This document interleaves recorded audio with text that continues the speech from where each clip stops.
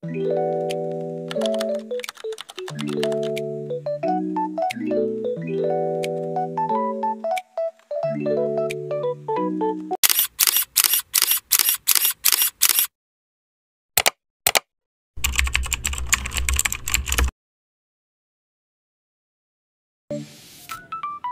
everyone, welcome to my vlog.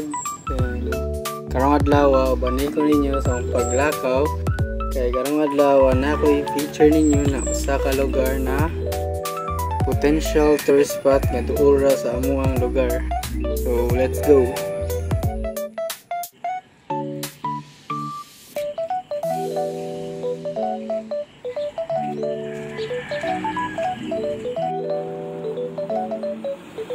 Kini na lugar na himutang ni siya sa Barangay Dawisor, Carmen, Cebu, Purok, Tubigan.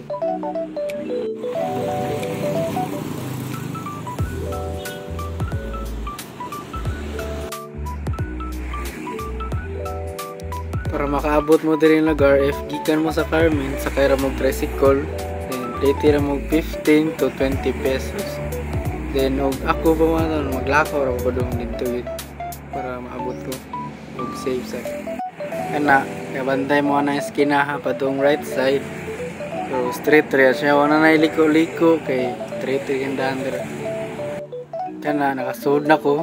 So mara na straight ra gyud, lakaw mo da straight ra, wala liko-liko, abot na mo na.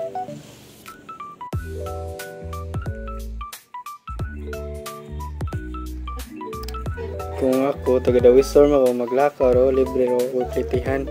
So kamo taga Carmen mo, so magpliti ba mo, so sakay lang mong tricycle, naog mo sa barangay hall, then paglakaw lang din mo nyo, tanawa to naguna na ako na ato ditong skina, makita to dito, una ka mo diri, makita rin skina dito, then 20 to 15 pesos mga pliti ana.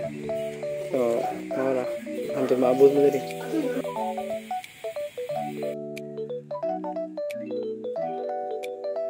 Since wala pa ni siya official name, so akong ginganlan siya og The Hidden Crystal Spring in Dawisor.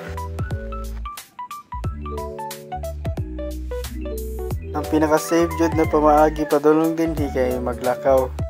And pwede po nga gikan ka sa Carmen, magmotor ka or tricycle, makasud naman sa skina. Pero ako maglakaw ray okay para safety ba. Doon ra masagod. Karon hapit na kita kana nalang dira street na kita dira, hit na gid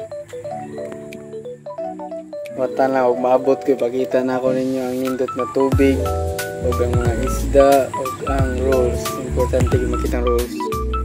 So karon abot na kita, so mao na ako gi-feature ninyo na ang spot, then wata na ninyo na ipakita ninyo isa.